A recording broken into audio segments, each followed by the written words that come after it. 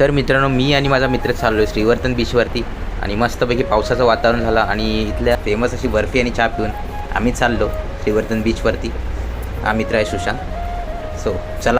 जातानाच आम्हाला सोमजाई देवीचं मंदिर लागलं आणि ह्या सुशांतनी असा आडवा शूट केलेला आहे. सो जाऊ दे. आणि आम्ही पोचलो 5 मिनिटात श्रीवर्धन बीचवरती. हा काय मस्त वातावरण आहे. आणि तिथे दादा ते माक्याची तयारी करत होते. आणि बीचवरती पोचताच आम्हाला एक दिसतो मोठा खेकडा, जो की गार्डनच्या स्क्वेअर पार्टने बनवलेला आहे.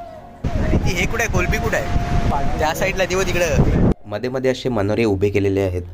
पुढे गेल्यावरती आपल्याला एक मोठा श्रीवर्धन नावाचा बोर्ड दिसतो आणि याच्यावरती लाईटिंग लावली की संध्याकाळी अजून भारी दिसतो.